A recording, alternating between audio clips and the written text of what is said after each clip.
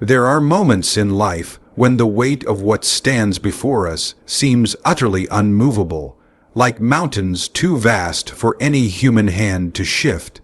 We stand at the edge of our strength, measuring ourselves against challenges that appear far larger than our courage, far greater than our abilities, and infinitely beyond our control. It is in such moments that our own resources seem pitifully small, like trying to capture the sea with a teacup. Yet these very places, where impossibility looms, are the places where the mystery of God begins to unfold. We are tempted to believe that impossibility is the final word. The closed door, the broken dream, the sickness, the failure, all whisper that there is no way forward. But impossibility is not a wall, it is a window. What looks unscalable to human hands becomes a stage upon which divine strength is revealed. When we cling only to ourselves, the impossible remains impossible. But when we abandon the illusion of our own sufficiency and fall wholly into the hands of God, something remarkable happens.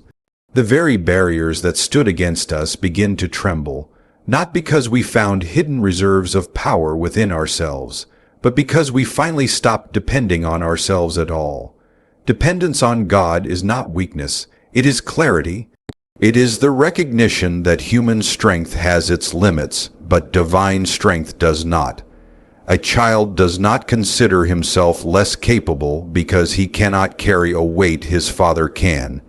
He simply rests in the knowledge that what is too heavy for him is not too heavy for the one who loves him. In the same way, our impossibilities are never too great for God. They are only too great for us when we refuse to place them into His hands. Yet here lies the tension. Dependence demands surrender. To depend completely on God is to release our grip on pride, on control, on the subtle desire to be our own Savior. It is to admit that we cannot and to trust that He can. For many, this surrender feels like death, the death of self, sufficiency, the death of our cherished plans, the death of believing we can chart our own destiny apart from Him. But it is in this very death that life bursts forth. The seed must fall into the ground and die before it can bear fruit. So it is with our hearts when we yield to God. Think of how the impossible has always been the canvas for divine work. Seas have parted where no path existed. Walls have fallen where no army could breach. The blind have seen, the lame have walked, the dead have risen. And beyond these outward marvels, the most impossible transformation of all has occurred. Hearts of stone becoming hearts of flesh, enemies of God becoming children of God, despair turned to hope, guilt turned to forgiveness. These are not fables of long ago. They are testimonies of what happens when human impossibility collides with divine possibility. The world often praises self-reliance, the will to conquer, the grit to achieve. But there is a deeper truth beneath all human striving. Our truest victories are not born of our independence, but of our dependence. The greatest miracle is not that man has climbed mountains, crossed oceans, or reached into the stars. It is that man, bowed low before the Creator, can rise in his strength to do what he never could on his own. When you depend completely on God, fear loses its dominion. The burden of outcomes is no longer yours to bear. You are free to walk forward, not because you see the whole path, but because you trust the one who does. Impossible situations no longer paralyze you, because you know they are not walls, but invitations. An invitation for God to act, an invitation for His glory to shine through your weakness. And so the impossible becomes possible, not by the stretching of human effort, but by the resting of the soul in divine hands, not by our striving, but by our surrender, not because we have mastered life, but because we have learned to lean wholly on the one who is life itself. Impossibility is not a wall, but a window through which God's strength is revealed when human effort fails. When we encounter the word impossible, it often strikes the heart like a final judgment. It carries with it the weight of limitation, the end of options, the closing of doors. In our own strength, it truly does mean the end, because every human being eventually comes to the edge of what they can manage, control, or influence. There are seasons in life when every attempt feels exhausted, every effort seems wasted, and every pathway forward is blocked. In these moments, the human heart trembles before the reality of its own powerlessness. Yet this trembling is not the end of the story. What feels like a wall is in truth a window, and through that window shines the light of God's strength. The impossible is not the final word, but the stage upon which a greater reality is revealed, a reality that belongs to God alone. The mind naturally wrestles with this truth because we are trained to trust what we can see and measure. We learn from a young age to plan, to calculate, to achieve, to rely on effort. These are not wrong in themselves, but when impossibility arrives, human effort reaches its natural limit. It is there that many collapse into despair because they cannot conceive of what lies beyond their own capacity. Yet impossibility is not the signal to give up. It is the invitation to look beyond oneself, to discover that what we cannot do, God can. What blocks our path is not an immovable wall, but a reminder that the human story was never meant to be lived in isolation from divine strength. The impossibility is God's way of drawing our eyes upward, away from the dust of our own attempts, toward the heavens where His power knows no boundary. When you begin to understand impossibility as a window, perspective changes. The very situation that once filled you with despair becomes a chance to see the hand of God in a way you never could have if life had stayed within your control. The sea does not need to part when the road is clear. The walls of a fortress do not need to fall when the gates are open. Miracles are seen only when circumstances require them, and so impossibility becomes the condition in which the miraculous is born. If the human heart never faced obstacles too great for its own strength, it would never learn to trust in anything beyond itself. And so impossibility becomes not an enemy but a teacher, stripping away illusions of self-sufficiency and unveiling the reality that divine strength is the foundation upon which all true victories are built. Think of the stories where impossibility was transformed. A barren wilderness fed thousands with bread from heaven. A shepherd boy, armed with nothing but a sling and faith, overcame a giant that entire armies feared to face. A man thrown into a den of lions emerged without harm because his trust was placed not in escape, but in God's deliverance. These moments remind us that impossibility is the canvas upon which God paints His glory. What man could not do, God accomplished. What seemed certain defeat became undeniable testimony. And if these things were true in ages past, they remain true now, for God does not grow weary, and His arm does not shorten with time. Dependence on God begins to shift the way impossibility is understood. To the one who relies on human effort alone, impossibility brings only despair. But to the one who looks to God, impossibility is a signal that the stage has been prepared for divine intervention. It ceases to be a crushing weight and becomes a holy invitation. It is in this way that the believer learns to see with different eyes, not dismissing the reality of difficulty, but recognizing that within difficulty lies the hidden presence of God's strength.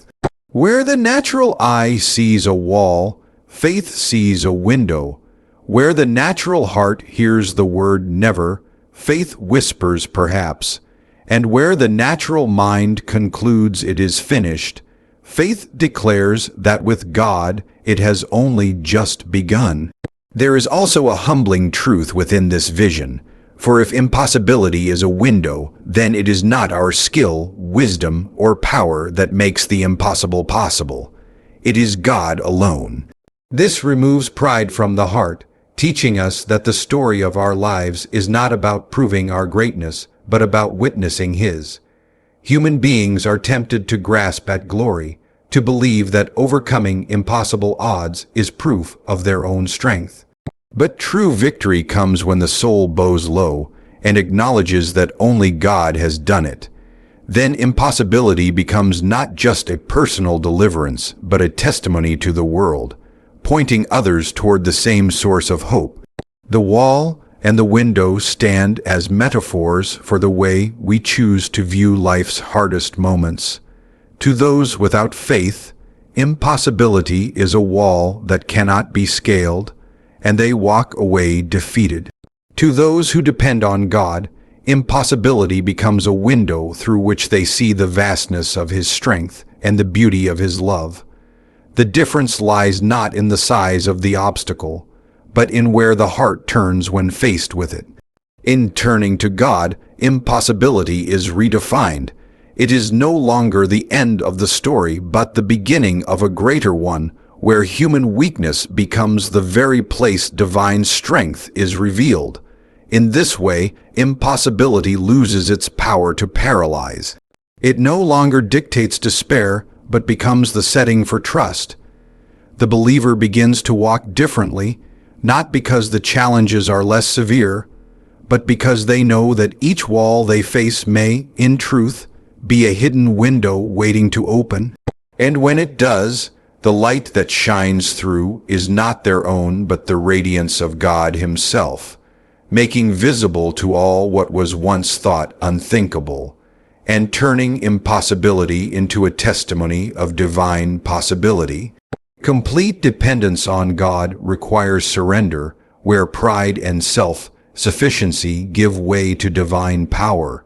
To depend completely on God requires the kind of surrender that reaches into the deepest places of the human heart, places where pride hides and self-sufficiency clings. Dependence is not a shallow posture or a polite acknowledgement of God's existence. It is a yielding of the very core of who we are. Many people are content to invite God into parts of their lives while keeping certain areas under their own control. They offer prayers in crisis, but insist on holding the pen when writing the story of their future. Yet complete dependence is different. It is a laying down of every claim to self-rule, a recognition that nothing in us is sufficient without Him. This surrender is not natural to human beings, for we are wired to believe that strength is found in independence, that dignity is preserved in self-reliance. But in the economy of God, the opposite is true. True strength begins only where our self-sufficiency ends, and dignity is restored when we finally acknowledge that we are creatures, not creators, servants, not masters. The act of surrendering is often compared to death because it feels like something inside us must be broken, relinquished, and lost. Pride resists this at every turn.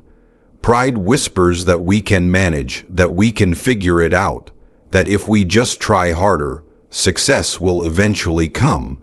Pride despises the thought of dependence because dependence means admitting need. But the truth is that dependence is the most honest posture we can take before God. For all our accomplishments, we remain dust without His breath, fragile without His protection, lost without His guidance. To surrender pride is not to lose who we are, but to finally step into who we were created to be, beings who walk in fellowship with their Maker, not apart from Him. Self-sufficiency is perhaps the greatest illusion we cling to. On the surface, it seems like wisdom to plan carefully, to work diligently, to take control of circumstances. These things have value, but they deceive us when they lead us to believe that we are the masters of our destiny. The strongest body can be struck down by illness. The keenest mind can be undone by confusion. The most secure fortune can vanish in a single day. Human sufficiency is fragile, like glass that looks solid until pressure reveals its weakness. Depending completely on God requires us to shatter the illusion that we can stand alone. It is not a call to laziness or passivity, but to an active trust that all we are and all we do rests in His hands. This surrender does not mean we are stripped of will or identity, but that our will is aligned with His, our identity found in Him. It is like a branch grafted into a living vine.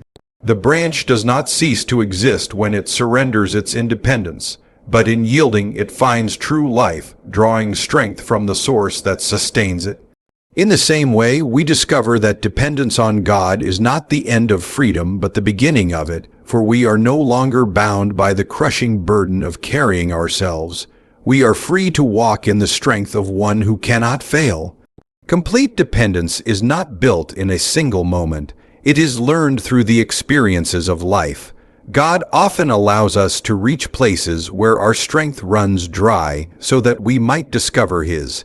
Trials that strip away control are not cruel punishments, but invitations into deeper trust. When plans fall apart, when relationships break, when the future darkens, the opportunity arises to stop leaning on our own understanding and to cast ourselves fully on God. In those moments, surrender ceases to be theoretical and becomes a living act of faith. We learn that His wisdom is higher than ours, His timing better than ours, His provision more secure than anything we could arrange. To surrender is also to release the desire to manipulate outcomes. Human nature craves certainty and control. We want to know the end before we take the first step, to hold the steering wheel firmly in our hands. But dependence on God asks us to walk by faith, not by sight.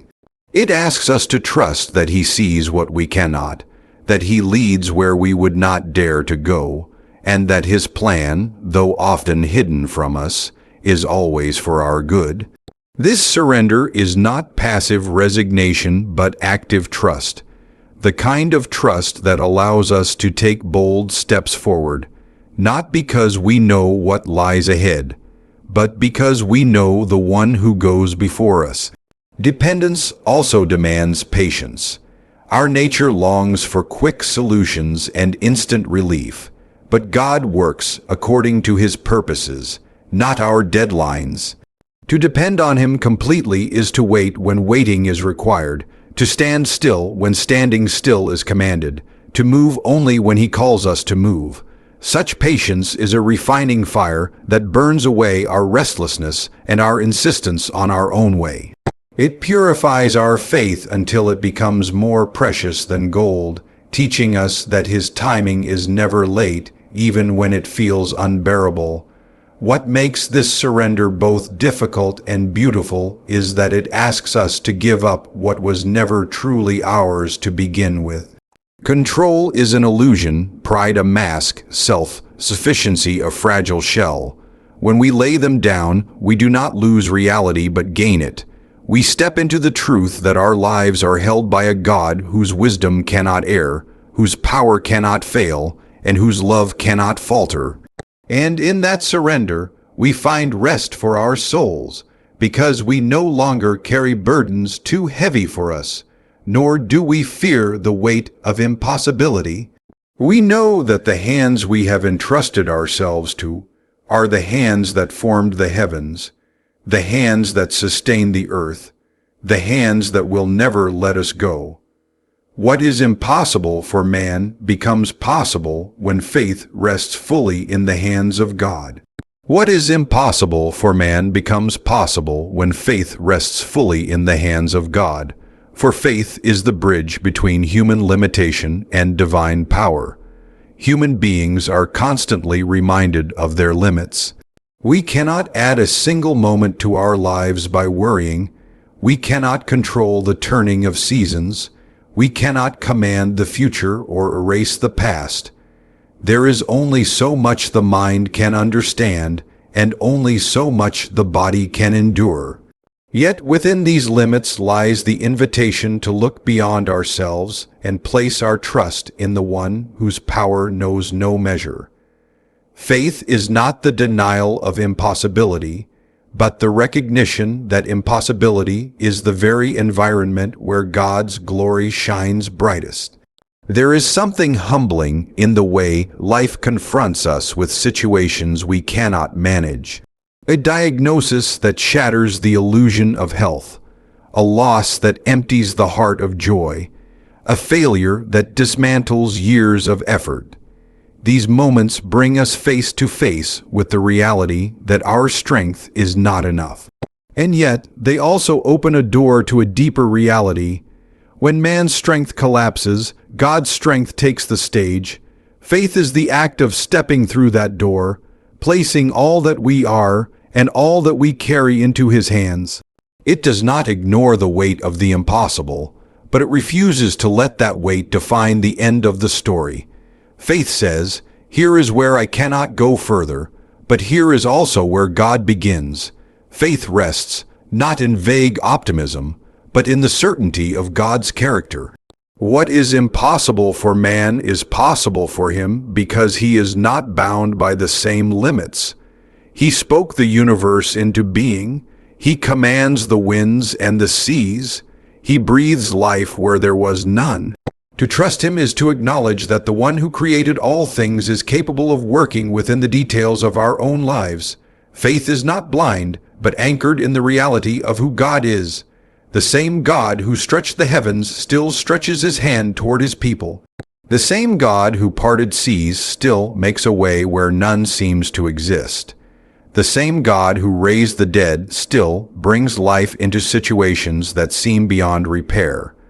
The transformation of impossibility into possibility does not always look like the removal of difficulty. Sometimes faith results in deliverance that is unmistakable, where a mountain is moved and the impossible is overturned. Other times, faith sustains us through the valley, not by erasing the trial, but by empowering us to endure it with a strength not our own. Both are miracles, for both reveal that God is present and at work. What man could never carry on his own, God carries. What man could never survive, God sustains. In both cases, the impossible bows to the reality of His power. Faith, at its core, is an act of surrender.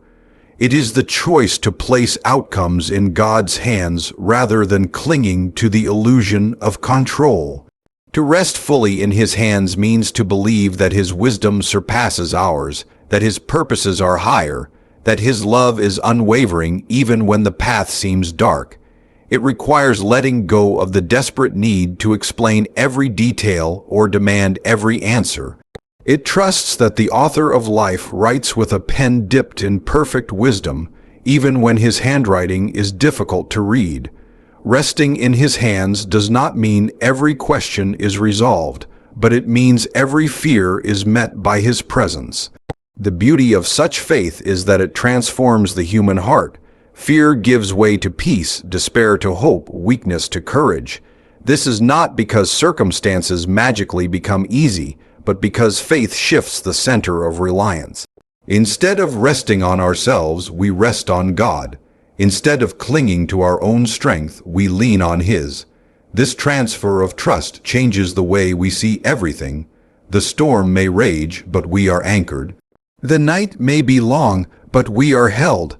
The road may be uncertain, but we are guided. What once seemed impossible becomes bearable, and what once seemed hopeless becomes radiant with unseen possibility. Throughout history, the greatest testimonies of faith are found not in those who had easy lives, but in those who faced impossible odds with unwavering trust. The weak were made strong, the persecuted endured with joy, the forgotten found dignity, and the broken were restored. None of this came from their own power. It came because they dared to rest fully in the hands of God. The world called their situations impossible, but heaven called them opportunities for God to reveal His might. Their stories echo through time, reminding every generation that what cannot be done in human strength can always be accomplished by divine power. Even in the smallest details of life, this truth holds firm. Each day presents countless moments where our strength falters, where our wisdom is lacking, where our patience is tested. To live by faith is to continually place these moments into God's hands, trusting that His grace is sufficient and His strength is made perfect in weakness. Faith does not wait for grand world-shaking miracles to appear. It lives daily in the quiet miracle of dependence, in the ongoing possibility that God can work in and through every circumstance. To rest fully in His hands is to live with the assurance that no impossibility is final. It is to know that human limits are not the end of the story, for God writes beyond the margins of what we can comprehend. It is to face life's greatest challenges, not with resignation, but with expectation, not with despair, but with hope, because we know the one who holds all things in His power. And in that resting, impossibility loses its finality, for faith has placed it into the hands where all things become possible.